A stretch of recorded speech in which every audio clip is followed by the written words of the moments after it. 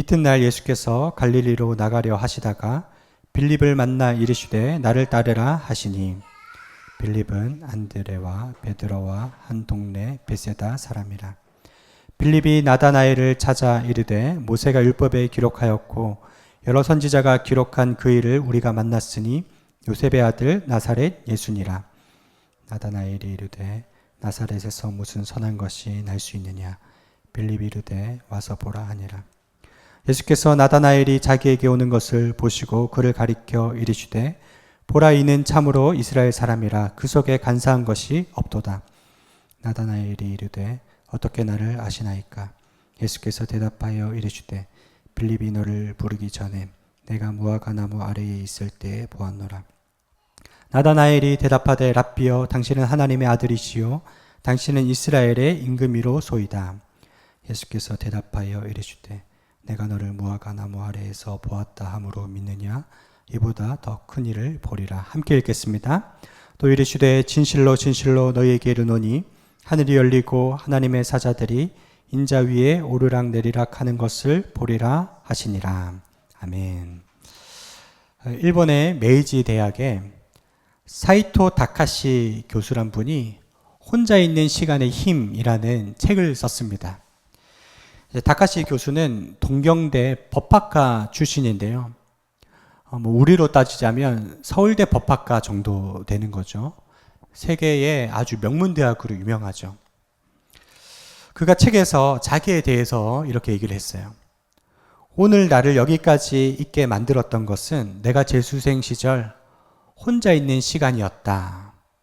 그러면서 그분이 재수를 했는데 그 시간이 참 유익이 되었다라고 얘기를 하고, 그래서 쭉 이야기를 합니다. 제가 좀 읽어드릴게요. 혼자 있을 때의 고독감을 엄청난 에너지로 바꿀 수 있다. 혼자 있으면 외롭죠. 근데 이 교수는 그 고독감을 엄청난 에너지로 바꿨다는 거예요. 그러면서 계속 얘기합니다. 우리가 혼자 있는 그 시간을 어떻게 사용하느냐에 따라서 우리 인생이 갈라진다. 무리지어 다니며 성공한 사람은 없다. 성공한 사람이 되려면 먼저 홀로 서기를 해야 한다. 적극적으로 혼자가 되어야 한다. 혼자 있는 시간이야말로 일생일대의 중요한 기회다라고 이야기를 했어요. 그러면서 예를 드는데요. 등산하는 팀을 보면 함께 무리지어 올라가는 것 같지만 결국에는 혼자 등반해야 한다는 것입니다. 정상까지는 혼자 힘으로 가야 된다라는 것이죠. 오늘 본문에 홀로 있기를 좋아한 사람이 나옵니다. 일명 나다나엘이라고 하죠. 예수님이 공생애를 시작하시면서 제자들을 부르시는 장면인데 나다나엘을 어떻게 부르셨는가? 왜 예수님이 나다나엘을 부르셨는가? 그 이유가 나오는데 그 첫 번째 이유가 홀로 있는 시간을 주목하셨다 하는 사실이에요.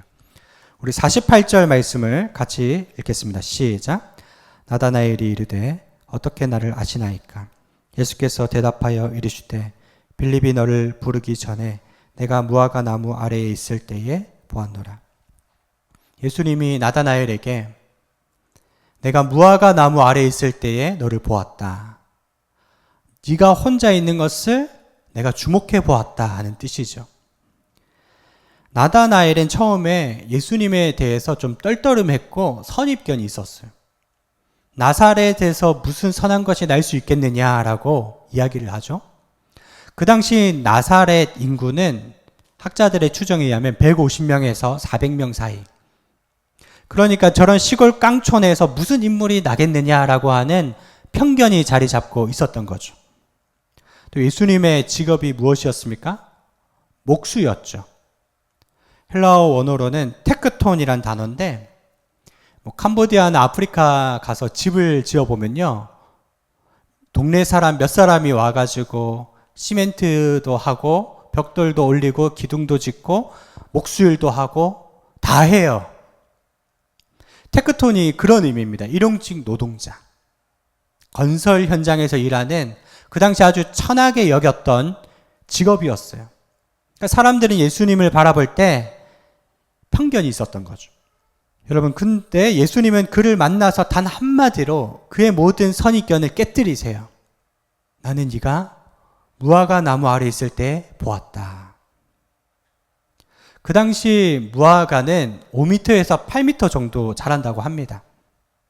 경건한 유대인들은 무화과 나무 아래에서 무엇을 했느냐? 말씀을 읽고 기도했다는 거예요. 울지마 톤즈에 나왔던 이태석 신부가 친구가 되어 주실래요? 라고 하는 책을 썼어요. 아프리카 수단에서 사역한 이야기인데 그 중에 사진이 하나 나와 있는데 망고 나무 아래에서 아이들이 예배 드리는 장면이죠. 저희 교회가 캄보디아 한유한 선교사님과 협력 선교로 매년 캄보디아 가는데요. 지역에 교회가 없는 지역에 우물도 파고 교회도 세워드리고 그런 일을 협력을 하고 있어요. 근데 교회가 없는 열악한 지역에서는요, 나무 아래에서 예배 드립니다. 나무 아래에서 아이들을 가르치는 학교가 돼요. 마찬가지라는 것이요. 나다나엘이 무화과 나무 아래에서 무엇을 했느냐?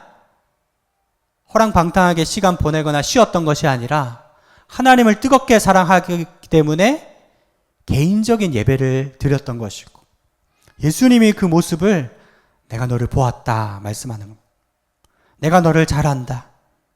너 내 제자가 되어주지 않겠니? 나는 너를 사용하기 원한다. 그렇게 부르시는 장면입니다. 여러분, 이 나다나엘의 모습을 묵상하면서 시편 91편 1, 2절 말씀이 떠올랐는데요. 우리 주보 안에 있죠? 우리 같이 한번 읽어볼까요? 시작. 지존자의 은밀한 곳에 거주하며 전능자의 그늘 아래에 사는 자여, 나는 여호와를 향하여 말하기를 그는 나의 피난처요 나의 요새요 내가 의뢰하는 하나님이라 하리니. 여러분, 우리는 지존자의 은밀한 곳, 전능자의 그늘 아래 사는 자들입니다. 하나님은 우리의 겉사람이 아니라 중심 깊은 것을 보고 계신다는 거예요. 여러분, 하나님이 여러분을 주목하고 계십니다. 오늘 말씀 제목처럼 홀로 있을 때 나는 누구인가? 홀로 있을 때 예배하는 그 사람을 하나님이 찾으신다는 거죠. 역사적으로도 보면 위대한 사람들은 홀로 있기를 잘한 사람들입니다. 이제 다빈치가 모나리자를 그리는데 공식적으로는 4년이 걸렸다라고 알려져 있는데, 얼굴 그리는 데만 4년이 걸렸고요. 입술 그리는데 12년을 걸렸대요. 총 16년 동안 홀로 있어서 프랑스에 한 해에 1000만 명 이상이 그 그림을 보러 간다고 하죠. 희대의 명작이 홀로 있기 때문에 탄생한 것입니다. 또 러시아의 대문호 톨스토이도 부활이라고 하는 작품 하나 만드는데 11년 걸렸다는 거예요. 전쟁과 평화, 바보이만, 안나 카레리나 이런 명작들이 다 홀로 있어서 그렸다는 거죠. 베토벤은 아버지가 알코올 중독자였고 어머니가 17세 때 소천하세요. 그리고 음악을 사랑했지만 30살에 귀가 멀어버리잖아요. 그리고 음악가가, 작곡가가 안 들린다? 모든 커리어가 끝난 것입니다. 그때 그는 인생을 자포자기하려고 했지만 그가 어떻게 회복되었느냐? 그가 말년에 베겔로라고 하는 친구에게 편지를 썼는데요. 이렇게 남겼어요. 만약 내 귀가 잘 들렸더라면, 내게 청각 장애가 없었더라면 난 오늘도 세계 여행을 하고 있었을 걸세. 난 오늘도 파티를 하고 있었을 거야. 난 오늘도 세계를 돌아다니며 재미있게 시간을 보냈을 거라고 고백을 해요. 무슨 말입니까? 그는 여행을 좋아하고 워낙 사람을 좋아했기 때문에 만약에 성한 귀를 가졌다면 자기 유명세를 누리면서 살았을 것이지만 귀가 안 들렸고 장애가 있었기 때문에 홀로 있었을 수밖에 없었고, 그것 때문에 바바바밤 하는 놀라운 명작들을 만들었다는 것입니다. 여러분, 하나님께서 우리로 하여금 왜 이 광야에 두시고 때론 외롭게 하시고 고독하게 하실까요? 바로 하나님께 집중하게 하심입니다. 온전히 하나님을 예배할 때 하늘의 무한한 자원과 능력을 주신다는 사실을 기억하시기를 축원드립니다. 예수님이 나다나엘을 부르셨는데 또 두 번째 이유가 있습니다. 우리 47절 말씀 같이 읽겠습니다. 시작. 예수께서 나다나엘이 자기에게 오는 것을 보시고 그를 가리켜 이르시되 보라 이는 참으로 이스라엘 사람이라 그 속에 간사한 것이 없도다. 예수님이 나다나엘을 보시면서 칭찬하고 격려해 주십니다. 너는 참 이스라엘 사람이라 간사한 사람이 없다. 그가 진실한 사람이었기 때문에 제자로 부르신 거예요. 이 간사함이라는 헬라어 단어는 놀로스인데 속이다, 교활하다 하는 뜻입니다. 오늘 성경 맥락에서 보자면 이 간사함이란 혼자 있을 때와 아닐 때가 차이가 없다는 것입니다. 겉과 속이 앞과 뒤가 다르지 않다. 너는 참으로 진실한 사람이다. 말씀하시는 거죠. 여러분, 간사한 사람은 높은 사람 앞에서 굽신대고 아랫사람에게 함부로 대하잖아요. 리더 중에 아랫사람은 무시하고 윗사람에게만 겸손해지는 사람. 여러분, 하나님은 절대 그를 기뻐하지 않습니다. 예수님은 지극히 작은 자 하나에게 한 것이 내게 한 것이라고 했죠. 작은 자에게 무례하다면 주님을 그렇게 대접하는 것이죠. 나다나엘은 예수님과의 첫 대면인데 아주 당돌하게 얘기해요. 나사렛에서 무슨 선한 것이 나올 수 있겠느냐. 어떻게 보면 좀 기분 나쁜 이야기죠. 예수님은 오히려 미소를 지으시며 아주 기뻐하시며 그를 반갑게 맞으십니다. 왜 그렇습니까? 그의 태도가 바리새인과 서기관과 같지 않았기 때문에, 진실했기 때문이에요. 예수님은 그의 겉모습이 아니라 속 중심을 보고 받아주신 겁니다. 너는 진실하게 살고 싶구나. 너는 마음이 깨끗한 사람이고 싶고 바르게 살고 싶구나. 엄청나게 격려해 주시며 제자로 불러주십니다. 여러분, 주님이 우리를 보실 때 과거의 어떤 가오나 실수를 보시는 것이 아니라 미래의 가능성을 보시는 겁니다. 때로는 우리가 실수해서 지구멍에 숨고 싶을 때가 있죠. 예수님은 너의 본심은 그렇지 않을 거야. 마음은 언의로되 육신이 연약하여. 아니, 너의 마음도 그렇지 않을 거야. 우리를 이해해 주시는 분이시죠. 베드로가 예수님을 3번 부인했을 때도 다른 말 안 하세요. 네가 나를 사랑하느냐? 사랑하느냐? 사랑하느냐? 그리고 내 양을 먹이라, 내 양을 치라, 내 양을 먹이라. 우리가 진실한 마음으로 예수님 앞에 나오면요, 여러분, 우리 허물이 9개라 할지라도 예수님은 진실한 그 한 가지를 보고 우리를 맞이해 주십니다. 그 말씀이 요한일서 1장 9절에 나와 있죠. 오늘 주보 안에 요한일서 1장 9절을 같이 한번 읽어보겠습니다. 시작. 만일 우리가 우리 죄를 자백하면 그는 미쁘시고 의로우사 우리 죄를 사하시며 우리를 모든 불의에서 깨끗하게 하실 것이요. 아멘. 여러분, 누구든지 진실한 마음으로 주님 앞에 나오면 주님은 과거를 기억하지 않고 지금부터 내 모습을 보시고 우리 미래를 열어주시는 줄 믿습니다. 태조의 넷째 아들 이방원이 왕권을 잡았을 때 신하들을 불렀다가 이런 얘기를 했어요. 10명의 신하가 있다면 그 중에 한 명은 틀림없는 충신이다. 10명 중에 한 명은 반역을 꿈꾸는 간신배다. 그리고 8명은 내가 힘이 있으면 충신이고 내가 약해지면 역적이 될 사람들이다. 일명 118 원리를 얘기했어요. 여러분, 우리 일상에도 좀 적용이 되는 것 같아요. 우리 주변에 10명의 사람이 있다면 이상하게 어딜 가나 한 명은 나를 좋아하는 사람이 있고 한 명 정도는 좀 나하고 잘 안 맞고 좀 싫어하는 사람이 있고 8명은요, 상황에 따라서 달라지는 거죠. 그런데 우리의 관심은 온통 어디에 있느냐? 나를 싫어하는 한 사람에게 모든 감정의 에너지를 다 드리는 거죠. 그럴 필요가 전혀 없다는 것입니다. 이방원이 정몽주를 찾아가서 회유하려고 하죠. 정몽주는 일편단심입니다. 그래서 단심가를 불렀죠. 이 몸이 죽고 100번 다시 죽어도 임을 향한 일편단심 변하지 않는다. 근데 진짜 간신배는 누구였냐? 이방원이었죠. 하여가를 부르죠. 이런들 어떠하며 저런들 어떠하리 우리 같이 얽혀져 백년같이 누리자고 그 마음을 돌이키려고 하는 모습을 보죠. 여러분 사실 사람의 마음이 이렇게 교활합니다. 12제자 중에 이 나다나엘은 참으로 진실한 사람이라고 했지만 나머지 11명의 제자는 실제로 굉장히 마음이 흔들리고 연약한 사람들이었어요. 그럼 우리들 대부분이 참 마음이 날씨처럼 변덕스럽지 않습니까? 그럼에도 불구하고 예수님은 요한복음 13장 1절에 우리를 사랑하시되 끝까지 사랑하시고 끝까지 믿어주시는 분이시라고 하셨습니다.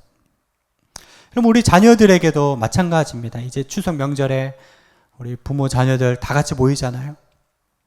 그동안 목회하면서 제가 수많은 신앙의 부모들과 이야기하는데 많은 부모들의 기도 제목이 우리 자녀가 주님을 떠나 있습니다.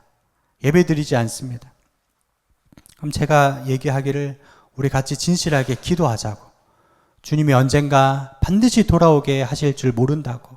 같이 기도하자고. 그렇게 얘기를 해요. 김장한 목사님 그 아들 김요셉 목사님이 이번에 검기현 부흥회 때 오셔가지고 그 첫째가 아들이고 이제 둘째 셋째가 딸인데 막내 딸이 그렇게 속상하게 하고 가출하기도 하고 주님을 3년 동안 떠나 있었다는 겁니다. 얼마나 그 기도밖에 없었다는 거예요. 어느 날은 이 엄마에게 막내딸이 와서 거에게 돈봉투를 주더라는 거예요. 이게 뭐니? 3년 동안 교회 나가지 않고 주님을 떠나 있었지만 어렸을 때 부모님이 11조 하는 것을 가르쳐 줬기 때문에 아르바이트에서 11조는 다 모아서 한 군데 담아놨던 겁니다. 이걸 좀 11조를 내달라고 그러더라는 겁니다. 그러니까 자녀의 마음속 깊은 곳에는 하나님을 향한 신앙, 부모의 신앙 고백이 그대로 있었고 나중에는 주님께 돌아와서 지금 신앙생활을 잘하고 있다고 간증을 하시더라고요. 여러분 하나님께서 연약한 자녀들을 붙들어 주십니다. 여러분 하나님께서 사람을 포기하지 않듯이 우리도 진실한 마음으로 사람들을 대하면 반드시 자녀든 떠났던 사람이든 다시 하나님 앞에 돌아올 줄 믿습니다. 오늘 말씀의 결론을 맺으면서요. 예수님은 나다나엘에게 엄청난 격려와 칭찬의 말씀을 하시죠. 51절 말씀, 오늘 본문 51절 말씀을 같이 읽겠습니다. 시작. 또 이르시되 진실로 진실로 너희에게 이르노니 하늘이 열리고 하나님의 사자들이 인자 위에 오르락 내리락 하는 것을 보리라 하시니라. 아멘. 창세기 28장에 나오는 말씀이죠. 야곱이 형 에서에게서 축복권과 장자권을 빼앗아서 바단 아람으로 도망갈 때 그 외롭고 고독한 가운데 자는데 하늘에서 사닥다리가 내려와서 천사들이 오르락 내리락 하고 그 끝에는 하나님이 계시죠. 하나님이 야곱에게 나는 아브라함과 이삭과 야곱의 하나님이다. 난 너의 하나님이고 너를 떠나지 않을 것이다. 너로 하여금 반드시 이 땅에 다시 돌아오게 하실 것이다. 그때 야곱이 잠에서 깨어서 감탄을 하죠. 창세기 28장 16절 주보 맨 밑에 있죠. 같이 읽겠습니다. 시작. 야곱이 잠이 깨어 이르되 여호와께서 과연 여기 계시거늘 내가 알지 못하였도다. 이 고백을 하고 돌베개로 했던 돌단을 쌓고 여호와께 제단을 드리죠. 그리고 제가 11조를 드리겠습니다. 서원을 합니다. 여러분 야곱이 혼자 있는 고독한 그 시간이 하나님을 주목하는 시간이었고 하나님을 만났던 시간이 되었던 거예요. 그럼 하나님도 야곱도 평생 그때의 일을 기억하지 않고 평생 야곱을 떠나지 않았습니다. 여러분에게도 이러한 축복된 일이 있게 되기를 바랍니다. 이보다도 더 큰 일이 있을 것이라고 예수님 말씀하셨습니다. 여러분 세상 때문에 너무 걱정하지 마시고 주님을 향한 믿음으로 사시고 날마다 하나님 앞에 나아가시는 성도님들 되시기를 축원드립니다. 제가 나다나엘처럼 진실하게 산 사람을 떠올려 보니까 짐 엘리엇 선교사였더라고요. 휘튼 대학을 수석으로 졸업했고 친구들과 함께 29살의 나이에 남미의 아우가 종족에게 들어간 그 첫날에 창에 질려서 다 순교했어요. 뉴스들은 대서특필하며 이게 무슨 아까운 낭비냐. 그때 그 아내인 엘리자베스 엘리엇이 10대 때 그 남편이